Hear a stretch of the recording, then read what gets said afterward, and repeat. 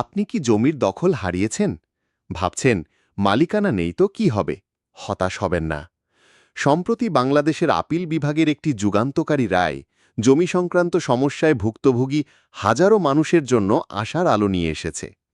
এই রায়ে একটি গুরুত্বপূর্ণ বিষয় আবারও প্রমাণিত হল, আইনসম্মত প্রক্রিয়া ছাড়া আপনাকে কেউ আপনার দখলে থাকা সম্পত্তি থেকে জোর করে উচ্ছেদ করতে পারবেন। সম্প্রতি সুপ্রিম কোর্টের আপিল বিভাগ একটি অত্যন্ত গুরুত্বপূর্ণ রায় দিয়েছেন। একটি মামলায় বাদীপক্ষকে বেআইনিভাবে তাদের জমি থেকে উচ্ছেদ করা হয়েছিল। প্রাথমিকভাবে নিম্ন আদালত বাদীর পক্ষে রায় দিয়েছিল, কিন্তু পরবর্তীতে হাইকোর্ট বিভাগ সেই রায় বাতিল করে বিবাদীর পক্ষে রায় দেয়। তবে সর্বশেষ আপিল বিভাগ হাইকোর্টের এই রায়কে আইনগত ত্রুটি হিসেবে গণ্য করে, ফলে নিম্ন আদালতের রায় বহাল রাখা হয়।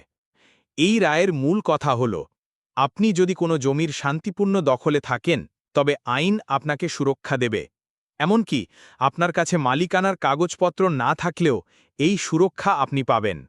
আপনার জমি বা সম্পত্তির দখল সংক্রান্ত যে কোনো সমস্যায় নিচে কমেন্ট করে আমাদের জানান, আমরা আপনার প্রশ্নগুলোর উত্তর দিতে চেষ্টা করব।